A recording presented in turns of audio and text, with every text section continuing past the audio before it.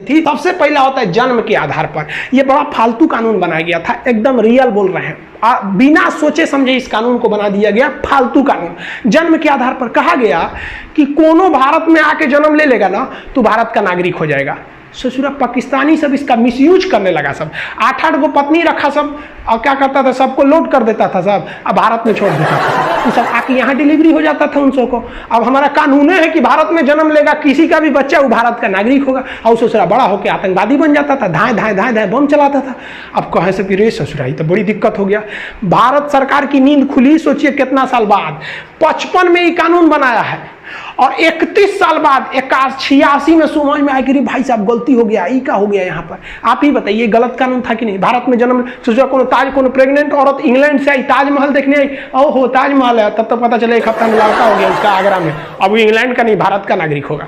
तो भाई इसमें पहले था कि किसी को भी दे दिया जाएगा, लेकिन सरकार अपनी गलतियों को समझी और धीरे धीरे ही सुधार आता है। हम लोग एक गुलाम थे, आज़ादी मिला तो क्या चाहते हैं, एक के बार आप आइंस्टीन बन जाइएगा।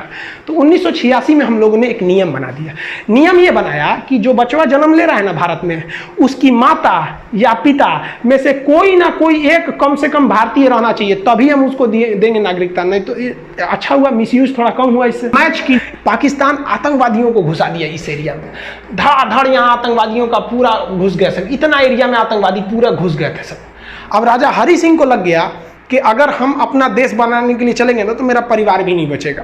तो भागे भागे आए नेहरू जी के पास, है नेहरू जी बचा लीजिए हमको पाकिस्तान मार रहा है। तो नेहरू जी कहा हाँ एकदम बचा लेंगे हम। सरदार पटेल जी देखिए तो बचाइए इनको। तो सरदार पटेल कहे छोड़ दीजिए ओकरा, बड़का होशियार बनते थे, अलगे देश बनाएंगे, जो देश बना, हमरा कौन चीज घटल है कि हम तोरा बचाने आएंगे, काहे लिए बचाएंगे। तो हरि सिंह ने कहा कि महाराज पटेल जी बचा लीजिए। तो सरदार पटेल ने कहा कि 21 शर्त पे बचेबो, पहले तुम साइन करो किस पर, एनेक्सेशन पर। तो उसने साइन किया इंस्ट्रूमेंटल ऑफ एक्सेशन, मतलब विलय पत्र पर साइन किया 26 अक्टूबर 1947 को कि हम अब भारत में मिल रहे हैं। तो सरदार पटेल ने कहा इन होशियारी हुआ, अब हम सेना भेजते हैं।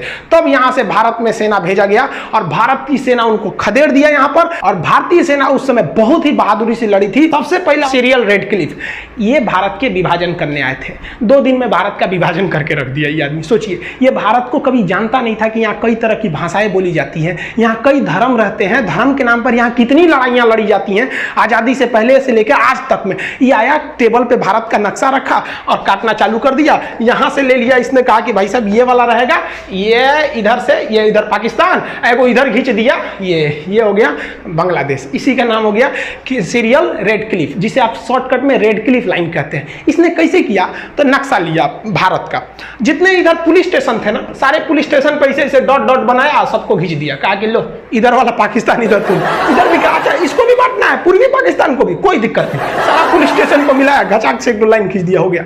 पता चला किसी का घर इंडिया में रह गया, खेत बांग्लादेश में चल गया, किसी का द्वारा इंडिया में, आंगना चल गया बांग्लादेश में, अजब कांड करके चल गया। अरे भाई इनका अपना रहता तब ना समझ में आता, यही कांड हो गया।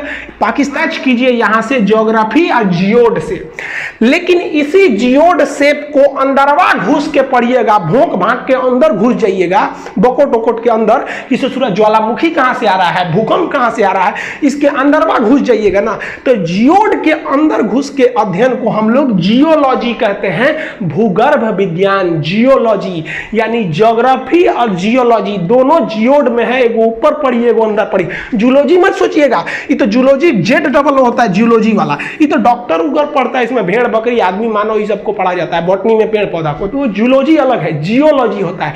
तो पृथ्वी जियोड शेप का है।